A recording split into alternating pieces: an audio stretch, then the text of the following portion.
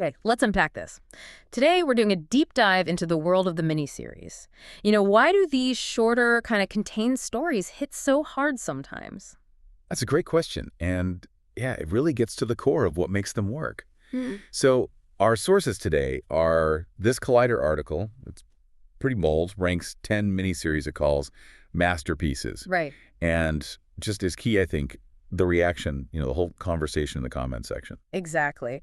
And the article itself, it starts right off talking about the appeal, doesn't it? Like, they're a unique way to tell these really compelling stories, but in a shorter time.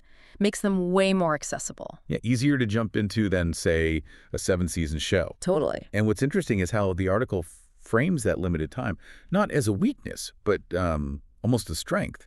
It leads to tighter stories, more impact maybe. Yeah, and focus character stuff that might get, spread a bit thin otherwise. For sure. And they point out it's not always original stories either. You get things like Angels in America taking a play and giving it new life, or North and South as this kind of cultural commentary piece. Right, adapting existing works or making specific social points. Mm. So our mission then is, well, let's walk through this list, figure out why Collider picked these 10 according to their own reasoning, Mm-hmm. and then look at the comments to see what that tells us about how people see this format, what they think the greats are.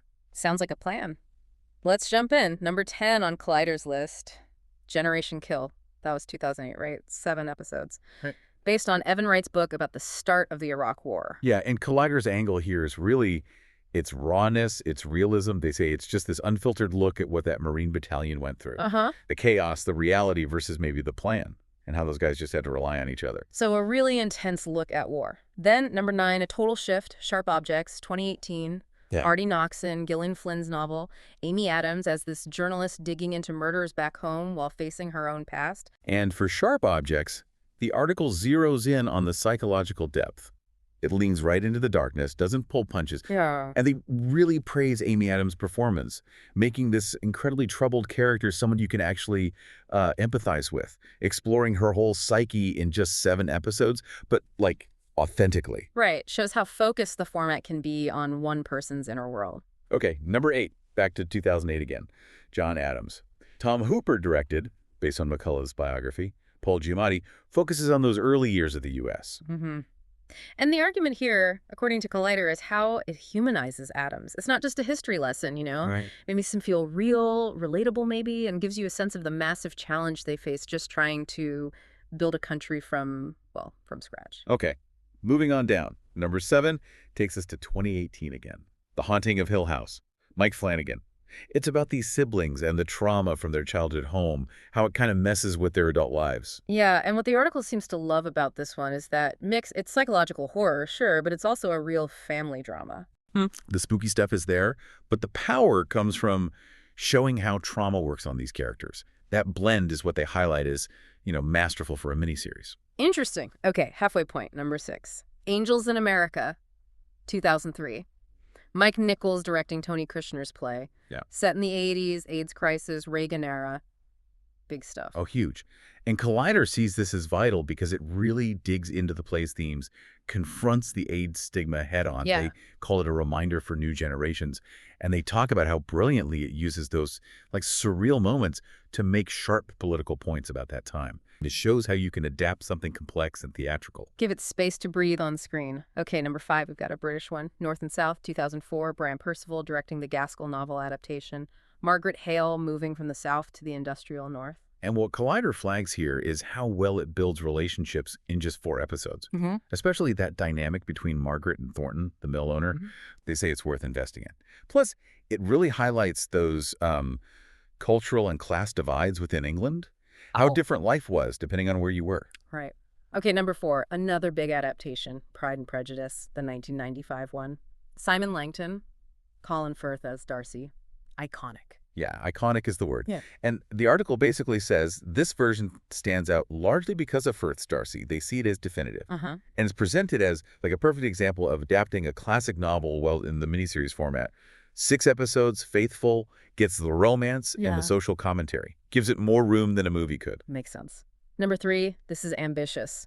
From the Earth to the Moon, 1998, Howard, Grazer, Hanks, 12 episodes covering the whole Apollo program. Right, massive scope.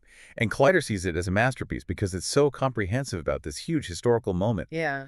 Having input from actual astronauts gives it that authentic feel, and they praise how it makes all the complex science behind getting to the moon feel, understandable, accessible. Okay, runner-up. Number 2, more recent, really hit hard. Chernobyl, 2019. Craig Mazin.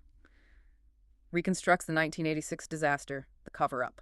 Legasov, the physicist. And the article points to its power as just this brutally honest look at a preventable tragedy. Yeah, it was harrowing. Totally. And they talk about how it builds this incredible tension, even though we know what happens historically. Right. And it brings those figures to life while asking that big question, what's the cost of lies? That focused examination is perfect for the limited series format. Absolutely. And finally, number 1 on the Collider list, Band of Brothers. 2001, Hanks and Spielberg again. Based on Ambrose's book following Easy Company in World War II, 10 parts. Yeah, and the argument for this being number 1 seems to be its unflinching look at war's impact, mental and physical. The article stresses it never sensationalizes things. It shows these guys as ordinary men in these, insane circumstances. And through their stories, you understand what they fought for.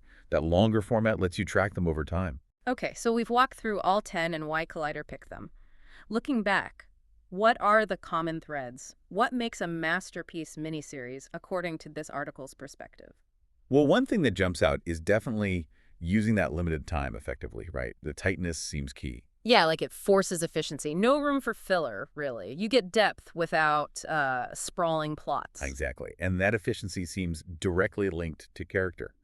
Whether it's just 4 episodes or 12, these shows apparently build characters you connect with fast. Right. Like you said, Amy Adams in Sharp Objects, really deep on one person, or the whole group in Band of Brothers, tracking them through hell. And adaptation keeps coming up.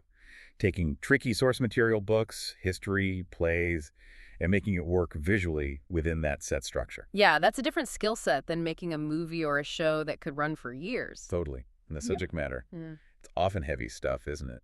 War, big historical moments, social issues, trauma. Definitely. The format seems good for giving those topics focused attention. Yeah, like a deeper dive than a film allows, but with a definite ending, unlike a regular series. And Collider seems to value mixing genres too, like horror and drama, or history and personal stories. Plus that idea of a fresh perspective on something familiar like John Adams or even Chernobyl. The length lets you explore nuances. So it makes you wonder, is the format itself just perfectly suited for some of these things? Does knowing it has to end allow for a more deliberate, maybe more impactful journey? Based on these picks, Collider certainly seems to value that contained approach. Okay, but as always happens with lists, the conversation didn't stop there. The comments section lit up. Oh, yeah. Lists like these are basically comment magnets, aren't they? Yeah. And what was really interesting was how quickly people jumped on what wasn't there. The biggest thing seemed to be the lack of older, classic miniseries. Definitely. People were immediately like, where's Roots? Where's the Thornbirds? Shogun? Lonesome Dove? Holocaust, Brideshead Revisited. Yeah, the list went on. Someone even kind of snarkily suggested maybe the writer just hadn't watched much TV from the 70s or 80s. Which, could be a generational thing. Though the article did say 10 miniseries that can be called masterpieces, not the only 10 ever. Fair point, fair point. But people are passionate. And the suggestions kept coming. Everything from Midnight Mass the night of When They See Us, Maniac. The Pacific came up a lot, Yeah. naturally, next to Band of Brothers. Right. Franklin, that newer Foresight saga, James Michener's Space, Rose Red, even going way back with Claudius, or Foyle's War. Someone mentioned The Day After, but then got corrected that was a TV movie. Different beast. Exactly. Which actually leads into another point from the comments. What even is a miniseries? People were debating True Detective Season 1, The Wire. Right. And the distinction someone made was about intent, wasn't it? Like, Season 1 implies there could be more seasons. Yeah. Whereas a miniseries is designed from the start to be self-contained. That's a pretty key difference in format. It really is. And you got to love the dedication of the person who pointed out the Pride and Prejudice link error, linking the 1981 while talking about the 95 Firth version. That's commitment. That is peak internet comment detail. And just for fun, there was that weird little side thread where someone wondered why people confuse soldiers and Marines, and someone else compared it to tequila versus mezcal. You only get that kind of beautiful randomness in a comment section. It just shows how these things spiral. Absolutely. Oh, and someone even floated the idea the whole list might just be AI generated. Which is a very 2024 kind of comment, isn't it? Yeah. It says something about how we view curated content now. It really does. So, okay, let's wrap this up. We looked at Collider's list, dug into why they call these 10 miniseries masterpieces, spotting those patterns about time, character, adaptation, tough subjects. Right. And then we dove into the comments, seeing the passion, the arguments about omissions, the different definitions, all those other great shows people championed. It really underscores the power of this format, doesn't it? Adapting classics, tackling history, getting deep into psychology, Yeah. all within that limited run. They can pack a real punch. A huge punch. And it also just highlights how subjective this all is. Yeah. Everyone's got their own masterpiece list, their own criteria. Totally true. So thinking about the reasons Collider gave effective use of time, character depth, handling tough themes, adapting well, and then all those other shows people brought up, it kind of leaves a final question for you, the listener.